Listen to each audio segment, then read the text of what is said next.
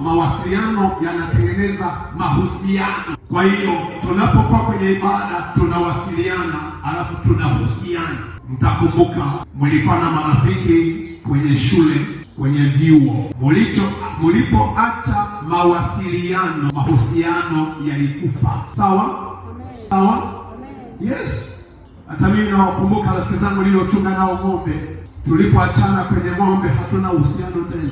Kwa hiyo Mungu anaheshimu sana ibada kwa sababu tunawasiliana. Mungu anaheshimu sana ibada kwa sababu ndiko kulipo na mahusiano kwenye ibada.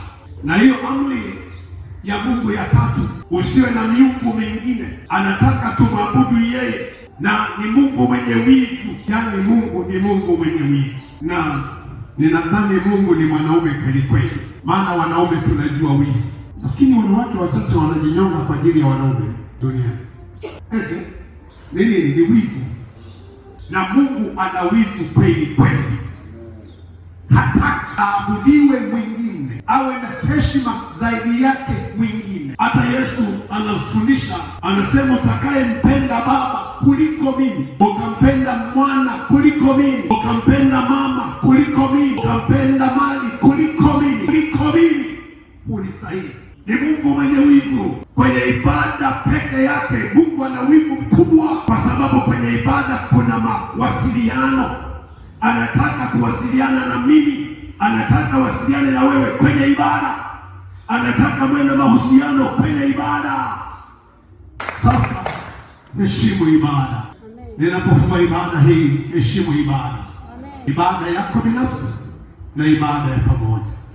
Na hata kama kiongozi wa kanisa, kama baba yenu kiroho, na wafahamu vizuri kwenye ibada. Kama unaanza kupungua, kipimo kiko kwenye ibada. Amen. Kipimo cha kwanza kiko kwenye nini?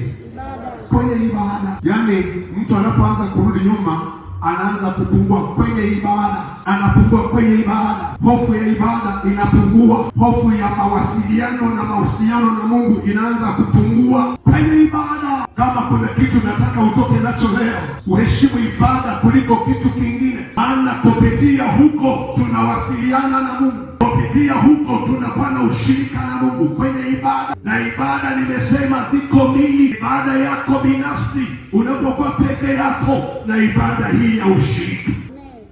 Amen.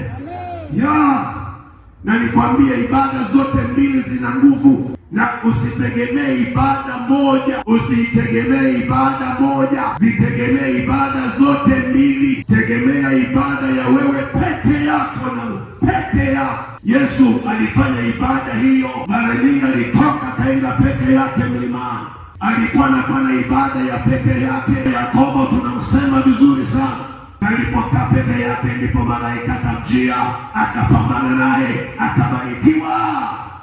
Jina la Bwana libarikiwe.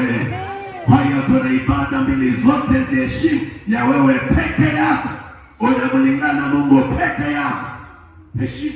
Siniongei lugha gani, nasema heshimu ibada. Heshimu ibada, yaani kwenye ibada ndo kuna kila kitu. Ibada yako binafsi na ibada ya ushirika. Mungu ni Mungu mwenye wivu. Hataki kitu kingine kiwe kikubwa kuliko yeye. Hataki. Yaani hataki. Wababa tunajijua pale nyumbani, itokee tu achukue heshima mtu mwingine kuliko baba, inapaje? Na sasa hivi niwaambie wanawake, Bwana asifiwe wanawake. Mnaanza kuchukua nafasi, unakuwa wa kwanza wewe, anayefuata anakuwa mtoto, baba anakuwa watatu. Ole wewe. Kama utakuwa namba moja na namba, itokee mtu anagonga hovyo hovyo uketi pale. Sasa namba moja wewe. Toka sasa wewe namba moja. Haya namba 2 ni mtoto. Toka sasa mtoto. Aende pembeni. Hapo ndo baba tunaenda baba. Wewe namba moja ni baba. Bwana asifiwe. Jamani, Mungu anapatikana kwenye ibada. Mungu anataka tuwe na ibada. Tuwe na ibada ya kwako binafsi na ya ushirika. Amen. Jina la Bwana libarikiwe.